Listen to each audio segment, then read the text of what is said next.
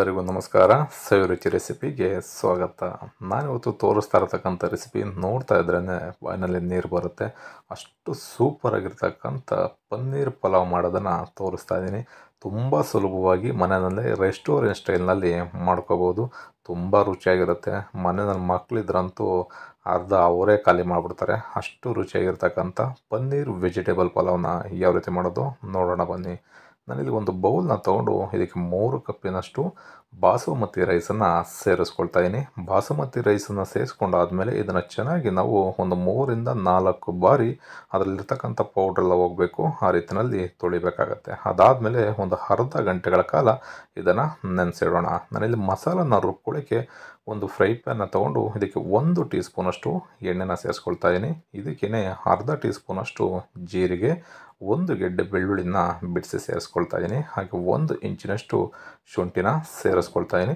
ನೀವು ಖಾರಕ್ಕೆ ಅನುಗುಣವಾಗಿ ಹಸಿಮೆಣ್ಸಿಕಾಯಿನ ಸೇರಿಸ್ಕೋಬೇಕಾಗತ್ತೆ. ನಾನಿಲ್ಲಿ ಒಂದು 4ರಿಂದ 5 ಹಸಿಮೆಣ್ಸಿಕಾಯಿನ ಸೇರಿಸ್ಕೊಂಡಿದ್ದೀನಿ. ನಾನು ಈ ರೆಸಿಪಿನ ಒಂದು 3ರಿಂದ 4 ಜನಕ್ಕೆ ಆಗೋಷ್ಟು ಮಾಡ್ಕೊಳ್ತಾ ಇದ್ದೀನಿ. ನೀವು ಇನ್ನೂ ಜಾಸ್ತಿ ಜನಕ್ಕೆ ಬೇಕಿದ್ರೆ ಸ್ವಲ್ಪ ಜಾಸ್ತಿನ ಸೇರಿಸ್ಕೋಬೋದು. ನಿಮಗೆ ನ್ಯಾಚುರಲ್ ಆಗಿ ಪಲಾವು ಗ್ರೀನ್ ಆಗಿ ಬರಬೇಕು ಅಂತಂದರೆ ಈ ರೀತಿ 1 ಕಟ್ಟಿನಷ್ಟು ಪಾಲಕ್ ಸೊಪ್ಪನ್ನು ಸೇರಿಸ್ಕೊಳ್ಳಿ.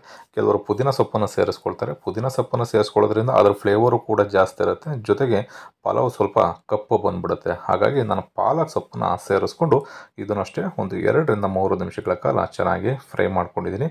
ಇದಕ್ಕೆ ಈಗ 3 ಟೇಬಲ್ ಸ್ಪೂನಷ್ಟು ತೆಂಗಿನ ತುರಿನ ಸೇರಿಸ್ಕೊಳ್ತಾ ಇದ್ದೀನಿ. ಈ ರೀತಿ ಮಸಾಲಾನ ಹುರಿದು ನಾವು ಪಲಾವ್ನ ಮಾಡೋದ್ರಿಂದ ಬಹಳ ರುಚಿಯಾಗಿರುತ್ತೆ. ಮನೆಯಲ್ಲಿ ಎಲ್ಲರೂ ಕೂಡ ಬಹಳ ಇಷ್ಟಪಟ್ಟು ಇದನ್ನು ತಿಂತಾರೆ. ಕೊನೆಯಲ್ಲಿ ಸ್ವಲ್ಪ ಕೊತ್ತಂಬರಿ ಸೊಪ್ಪು, ಸ್ವಲ್ಪ ಪುದೀನ ಸೊಪ್ಪನ್ನು ನಾನು ಸೇರಿಸ್ಕೊಳ್ತಾ ಇದ್ದೀನಿ. ನೋಡ್ಬೋದು, ಪುದೀನ ಸೊಪ್ಪನ್ನು ಅಷ್ಟೇ ನಾನು ಜಾಸ್ತಿ ಹಾಕ್ಕೊಂಡಿಲ್ಲ. ಪಾಲಕ್ ಸೊಪ್ಪನ್ನ ಹಾಕೋದ್ರಿಂದ ನಿಮಗೆ ನ್ಯಾಚುರಲ್ ಆಗಿ ಆ ಗ್ರೀನ್ ಏನಿದೆ ನಿಮಗೆ ಪಲಾವ್ನಲ್ಲಿ ಬಂದ್ಬಿಡುತ್ತೆ. ಈಗ ಚೆನ್ನಾಗಿ ಎಲ್ಲ ಮಸಾಲ ಪದಾರ್ಥನೂ ಕೂಡ ಫ್ರೈ ಆಗಿದೆ. ಕೊನೆಯಲ್ಲಿ 1 ಟೀ ಸ್ಪೂನಷ್ಟು ಗಸಗಸೆ ಹಾಗೆ 1/4 ಟೀ ಸ್ಪೂನಷ್ಟು ಅರಿಶಿನ ಸೇರಿಸ್ಕೊಂಡಿದ್ದೀನಿ. ಈ ರೀತಿ ಕೊನೆಯಲ್ಲಿ ನೀವು ಸೇರಿಸ್ಕೊಂಡ್ರೆ ನಿಮಗೆ ಗಸಗಸೆನ ಸೇರಿಸೋದ್ರಿಂದ ಬಹಳ ರುಚಿಯಾಗಿರುತ್ತೆ. ಮನೆಯೆಲ್ಲ ಘಮ ಘಮ ಅಂತ ಇರುತ್ತೆ. ನೋಡಿ, ಈಗ ಇಷ್ಟು ಪದಾರ್ಥನ ನಾನೊಂದು 3ರಿಂದ 4 ನಿಮಿಷಗಳ ಕಾಲ ಚೆನ್ನಾಗಿ ಫ್ರೈ ಮಾಡ್ಕೊಂಡಿದ್ದೀನಿ.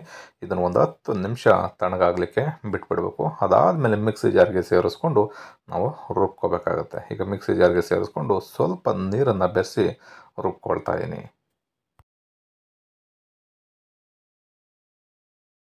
ಪನ್ನೀರ್ ಪಲಾವ್ನ ಮಾಡಲಿಕ್ಕೆ ನಾನಿಲ್ಲಿ 200 ಗ್ರಾಮ್ ಅಷ್ಟು ಪನ್ನೀರ್ನ ತೊಗೊಂಡು ಈ ರೀತಿ ಚಿಕ್ಕ ಚಿಕ್ಕ ಕ್ಯೂಬ್ಸ್ಗಳಾಗಿ ಕಟ್ ಮಾಡ್ಕೊಂಡಿದ್ದೀನಿ. ತುಂಬ ದಪ್ಪನೂ ಕೂಡ ಹಾಕೊಳ್ಳೋದಕ್ಕೆ ಹೋಗಬಾರ್ದು. ಕೆಲವರು ಪನ್ನೀರ್ನ ಏನು ಮಾಡ್ತಾರೆ, ಎಣ್ಣೆ ಜೊತೆಯಲ್ಲಿ ಫ್ರೈ ಮಾಡ್ಕೊಳ್ತಾರೆ. ಸ್ವಲ್ಪ ಅರಿಶಿಣ ಹಾಗೆ ಮೆಣಸು ಪುಡಿ ಎಲ್ಲ ಹಾಕಿ ಆ ರೀತಿ ಮಾಡಿಕೊಂಡ್ರೆ ನಿಮಗೆ ಜಾಸ್ತಿ ನಾರ್ನಂಗೆ ಆಗ್ಬಿಡುತ್ತೆ. ತಿನ್ನಬೇಕಾದ್ರೆ ಜಾಸ್ತಿ ರಬ್ಬರ್ ಥರ ಆಗುತ್ತೆ. ನಾನಿಲ್ಲಿ ಏನು ಫ್ರೈ ಮಾಡ್ತಾ ಇಲ್ಲ. ಒಂದು ಕುಕ್ಕರ್ನ ತೊಗೊಂಡು ಇದಕ್ಕೆ ಒಂದು 3 ಟೇಬಲ್ ಸ್ಪೂನಷ್ಟು ಎಣ್ಣೆನ ಹಾಕ್ಕೊಂಡು 4 ಲವಂಗ, 1 ಪೀಸ್ ಚಕ್ಕೆ, 2 ಮರಾಠಿ ಮೊಗ್ಗು, 1 ಅನಾನಸ್ ಹೂವು, ಒಂದು ಅರ್ಧ ಟೀ ಸ್ಪೂನಷ್ಟು ಜೀರಿಗೆ, 2 ಪಲಾವ್ ಎಲೆಗಳನ್ನ ಸೇರಿಸ್ಕೊಳ್ತಾ ಇದ್ದೀನಿ. ನಾನಿಲ್ಲಿ ಗರಂ ಮಸಾಲಾನ ಯೂಸ್ ಮಾಡ್ತಲ್ಲ, ಹಾಗಾಗಿ ಗರಂ ಮಸಾಲೆಗಳನ್ನ ನಾನು ಈ ರೀತಿ ಒಗ್ಗರಣೆಗೆ ಸೇರಿಸ್ಕೊಂಡ್ಬಿಡ್ತಾ ಇದ್ದೀನಿ. ಒಂದು 8ರಿಂದ 10 ಗೋಡಂಬಿ ಪೀಸಸ್ನು ಕೂಡ ಸೇರಿಸ್ಕೊಳ್ತಾ ಇದ್ದೀನಿ. ಮನೇಲಿದೆ ಅಂದರೆ ನೀವು ಗೋಡಂಬಿ ಪೀಸ್ನ ಸೇರಿಸ್ಕೊಳ್ಳಿ, ಇಲ್ಲ ಅಂತಂದರೆ ನೀವು ಸ್ಕಿಪ್ ಮಾಡ್ಬೋದು. ಈ ರೀತಿ ಎಣ್ಣೆಯಲ್ಲಿ ಸ್ವಲ್ಪ ಗೋಲ್ಡನ್ ಕಲರ್ ಬರಬೇಕು ಗೋಡಂಬಿ ಎಲ್ಲ, ಅಲ್ಲಿವರೆಗೂ ಒಂದು ಅರ್ಧದಿಂದ 1 ನಿಮಿಷ ಚೆನ್ನಾಗಿ ಫ್ರೈ ಮಾಡ್ಕೊಳ್ಳಿ. ಈಗ 1 ಈರುಳ್ಳಿನ ಸ್ಲೈಸ್ ಆಗಿ ಕಟ್ ಮಾಡಿ ಸೇರಿಸ್ಕೊಳ್ತಾ ಇದ್ದೀನಿ. ಹಾಗೆ 2 ಟೊಮೊಟೊನೂ ಕೂಡ ಸ್ಲೈಸ್ ಆಗಿ ಕಟ್ ಮಾಡಿ ಸೇರಿಸ್ಕೊಳ್ತಾ ಇದ್ದೀನಿ. ಈರುಳ್ಳಿ ಮತ್ತು ಟೊಮೊಟೊ ಸ್ವಲ್ಪ ಸಾಫ್ಟ್ ಆಗಬೇಕು. ತುಂಬ ಜಾಸ್ತಿ ಏನು ಬೇಯಬೇಕನ್ನೋ ಅವಶ್ಯಕತೆ ಇಲ್ಲ. ಯಾಕೆಂದರೆ ಪಲಾವ್ನಲ್ಲಿ ನಾವು ರೈಸ್ ಜೊತೆ ಬೇಯಿಸಿದಾಗ ಅದ್ರ ಜೊತೆ ಚೆನ್ನಾಗಿ ಬೆಂದ್ಬಿಡುತ್ತೆ. ಹಾಗಾಗಿ ಸ್ವಲ್ಪ ಬೇಯಿಸ್ಕೊಂಡು ಇದಕ್ಕೆ ಒಂದು ಅರ್ಧ ಕಪ್ಪಿನಷ್ಟು ಬೀನಿಸು, ಒಂದು ಅರ್ಧ ಕಪ್ಪಿನಷ್ಟು ಕ್ಯಾರೆಟ್ನ ಸೇರಿಸ್ಕೊಳ್ತಾ ಇದ್ದೀನಿ. ನಾನಿಲ್ಲಿ ಫ್ರೋಝನ್ ಬಟಾಣಿನ ಯೂಸ್ ಮಾಡ್ತೀನಿ. ಇದು ತುಂಬ ಸಾಫ್ಟ್ ಆಗಿರುತ್ತೆ, ಹಾಗಾಗಿ ಕೊನೆಯಲ್ಲಿ ಸೇರಿಸ್ಕೊಳ್ತಾ ಇದ್ದೀನಿ. ನೀವೇನಾದ್ರು ಒಣ ಬಟಾಣಿನ ಸೇರಿಸೋದಾದರೆ ಒಂದು 4ರಿಂದ 5 ಗಂಟೆಗಳ ಕಾಲ ನೆನೆಸಿ ನೀವು ಸೇರಿಸ್ಕೋಬೇಕಾಗತ್ತೆ. ನೀವು ಬೆಳಿಗ್ಗೆ ಮಾಡೋದಾದರೆ ನೈಟ್ ನೆನೆಸಿ ಬೆಳಿಗ್ಗೆ ಸೇರಿಸ್ಕೊಳ್ಳಿ.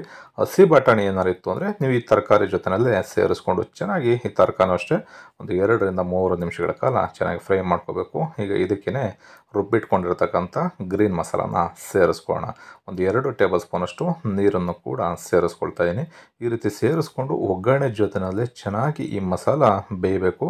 ಅಲ್ಲಿವರೆಗೂ ಒಂದು 2ರಿಂದ 3 ನಿಮಿಷಗಳ ಕಾಲ ಚೆನ್ನಾಗಿ ಇದನ್ನು ಬೇಯಿಸ್ಕೊಳ್ಳೋಣ. ಈ ಮಸಾಲಾಗೆ ಈಗ ರುಚಿಗೆ ತಕ್ಕಷ್ಟು ಉಪ್ಪನ್ನು ಕೂಡ ಸೇರಿಸ್ಕೊಂಡಿದ್ದೀನಿ. ಸ್ವಲ್ಪ ಚೆನ್ನಾಗಿ ಮಿಕ್ಸ್ ಮಾಡಿಕೊಂಡು ಒಂದು 2ರಿಂದ 3 ನಿಮಿಷ ಚೆನ್ನಾಗಿ ಈ ಮಸಾಲಾನ ಎಳೆ ಕಾವ್ನಲ್ಲಿ ಇಟ್ಕೊಂಡು ಮೀಡಿಯಮ್ ಫ್ಲೇಮ್ ಅಥವಾ ಲೋ ಫ್ಲೇಮ್ನಲ್ಲಿ ಇಟ್ಕೊಂಡು ಚೆನ್ನಾಗಿ ಬೇಯಿಸ್ಕೋಬೇಕಾಗತ್ತೆ. ನೋಡ್ಬೋದು ಈಗ ಚೆನ್ನಾಗಿ ಬೆಂದಿದೆ. ನಾವೀಗ ಕಟ್ ಮಾಡಿ ಇಟ್ಕೊಂಡಿರ್ತಕ್ಕಂಥ ಪನ್ನೀರನ್ನು ಕೂಡ ಇದಕ್ಕೆ ಸೇರಿಸ್ಕೊಳ್ತಾ ಇದ್ದೀನಿ. ಹಾಗೆ ಬಟಾಣಿನ ತೆಗೆದಿಟ್ಕೊಂಡಿದ್ನಲ್ಲ ಅದನ್ನು ಕೂಡ ಇದಕ್ಕೆ ಸೇರಿಸ್ಕೊಳ್ತಾ ಇದ್ದೀನಿ. ಇದನ್ನು ಅಷ್ಟೇ ಮತ್ತೆ ಒಂದು 2 ನಿಮಿಷ ನೀವು ಫ್ರೈ ಮಾಡಿಕೊಂಡ್ರೆ ಸಾಕಾಗುತ್ತೆ. ಪನ್ನೀರನ್ನ ಸೇರಿಸಿದ್ಮೇಲೆ ಜಾಸ್ತಿ ನಾವು ಬೇಯಿಸೋದಕ್ಕೆ ಹೋಗಬಾರ್ದು. ಜಾಸ್ತಿ ಬೇಯಿಸಿದಷ್ಟು ಅದರಲ್ಲಿರ್ತಕ್ಕಂಥ ನೀರಿನ ಅಂಶ ಎಲ್ಲ ಬಿಡ್ತಾ ಬರುತ್ತೆ. ಆಗ ನಾರ್ದಂಗೆ ಆಗ್ಬಿಡುತ್ತೆ, ನಿಮಗೆ ಬೆಂಡು ತಿಂದಂಗೆ ಆಗುತ್ತೆ. ಹಾಗಾಗಿ ಸ್ವಲ್ಪ ಬೇಯಿಸ್ಕೊಂಡು ಇದಕ್ಕೆ ನಾನೀಗ 3 ಕಪ್ಪಿನಷ್ಟು ರೈಸನ್ನು ನೆನೆಸೋದಕ್ಕೆ ಇಟ್ಕೊಂಡಿದ್ದೆ. ಈಗ ಅದೇ ಕಪ್ಪಲ್ಲಿ 5 ಕಪ್ಪಿನಷ್ಟು ನೀರನ್ನು ಸೇರಿಸ್ಕೊಳ್ತಾ ಇದ್ದೀನಿ. ಏಕೆಂದರೆ ಅಕ್ಕಿನ ನಾವು ಚೆನ್ನಾಗಿ ನೆನೆಸಿರೋದ್ರಿಂದ ಆಲ್ರೆಡಿ ಈ ಮಸಾಲನೆಲ್ಲ ನಾನು ಸ್ವಲ್ಪ 1-2 ಟೇಬಲ್ ಸ್ಪೂನ್ ಮಸಾಲಾನ ಸೇರಿಸಿದಾಗ ನೀರನ್ನು ಆಲ್ರೆಡಿ ಸೇರಿಸ್ಕೊಂಡಿದ್ದೆ. ಹಾಗಾಗಿ ಒಂದು 5 ಕಪ್ಪಿನಷ್ಟು ನೀರನ್ನು ಸೇರಿಸ್ಕೊಂಡಿದ್ದೀನಿ. ಈ ರೀತಿ ಚೆನ್ನಾಗಿ ಕುದಿ ಬರಬೇಕು. ಕುದಿ ಬಂದಾಗ ನಾವು ನೆನೆಸಿಟ್ಕೊಂಡಿರ್ತಕ್ಕಂಥ ಅಕ್ಕಿನ ಸೇರಿಸ್ಕೊಂಡು ನಿಧಾನವಾಗಿ ನಾವು ತಿರುಗಿಸ್ಕೋಬೇಕಾಗುತ್ತೆ. ಅಕ್ಕಿ ನೆಂದಿರೋದ್ರಿಂದ ಒಡೆದೋಗ್ಬಿಡುತ್ತೆ. ಹಾಗಾಗಿ ನಿಧಾನವಾಗಿ ತಿರುಗಿಸ್ಕೊಂಡು ಒಂದು 4ರಿಂದ 5 ನಿಮಿಷಗಳ ಕಾಲ ಹೈ ಫ್ಲೇಮ್ನಲ್ಲಿ ಬೇಯಿಸ್ಕೋಬೇಕು. ನೋಡಿ, ಹೈ ಫ್ಲೇಮ್ನಲ್ಲಿ ಬೇಯಿಸಿದಾಗ ಅದರಲ್ಲಿರ್ತಕ್ಕಂಥ ಈ ರೀತಿ ನೀರೆಲ್ಲ ಡ್ರೈ ಆಗಿ ಅಕ್ಕಿ ಎಲ್ಲ ಮೇಲ್ಗಡೆ ಬರ್ತಾ ಇರುತ್ತೆ. ಆವಾಗ ಮತ್ತೆ ನಾವು ಮಿಕ್ಸ್ ಮಾಡಿಕೊಂಡು ಲೋ ಫ್ಲೇಮ್ನಲ್ಲಿ ಒಂದು 4ರಿಂದ 5 ನಿಮಿಷಗಳ ಕಾಲ ಬೇಯಿಸಬೇಕು. ಮತ್ತೆ ಇದನ್ನು ಮಿಕ್ಸ್ ಮಾಡೋದಕ್ಕೆ ಹೋಗಬಾರ್ದು. ಪದೇ ಪದೇ ಮಿಕ್ಸ್ ಮಾಡಿದ್ರೆ ನಿಮಗೆ ಮುದ್ದೆ ಥರ ಆಗಿಬಿಡುತ್ತೆ. ಒಂದು ಬಾರಿ ಮಿಕ್ಸ್ ಮಾಡಿಕೊಂಡು 4ರಿಂದ 5 ನಿಮಿಷಗಳ ಕಾಲ ಲೋ ಫ್ಲೇಮ್ನಲ್ಲಿ ಬೇಯಿಸ್ಕೊಳ್ಳಿ. ಇದೇ ರೀತಿ ಪಲಾವು ನಿಮಗೂ ಕೂಡ ರೆಡಿ ಆಗುತ್ತೆ. ಈ ರೆಸಿಪಿ ನಿಮಗೆ ಇಷ್ಟ ಆಯಿತು ಅಂತ ಅಂದ್ಕೊಳ್ತೀನಿ. ಇಷ್ಟ ಆಗಿದ್ದರೆ ಆದಷ್ಟು ಜನಕ್ಕೆ ಶೇರ್ ಮಾಡಿ. ನೀವು ಕೂಡ ಮರಿದೇನೆ ಮನೆಯಲ್ಲಿ ಒಂದು ಸಲ ಈ ರೆಸಿಪಿನ ಟ್ರೈ ಮಾಡಿ. ಹೊಸದಾಗಿ ನೋಡ್ತಾ ಇರ್ತಕ್ಕಂಥವ್ರು ಯಾರಾದರೂ ಇನ್ನೂ ನಮ್ಮ ಚಾನಲ್ನ ಸಬ್ಸ್ಕ್ರೈಬ್ ಮಾಡ್ಕೊಂಡಿಲ್ಲ ಅಂತಂದರೆ ಸಬ್ಸ್ಕ್ರೈಬ್ ಮಾಡ್ಕೊಳ್ಳಿ. ಪಕ್ಕದಲ್ಲಿರ್ತಕ್ಕಂಥ ಬೆಲ್ ಬಟನ್ನ ಪ್ರೆಸ್ ಮಾಡಿ. ನೀವು ಒಮ್ಮೆ ಟ್ರೈ ಮಾಡಿ ಹೇಗಿತ್ತು ಅಂತ ಕಮೆಂಟ್ ಮಾಡಿ ತಿಳಿಸಿ. Thank you.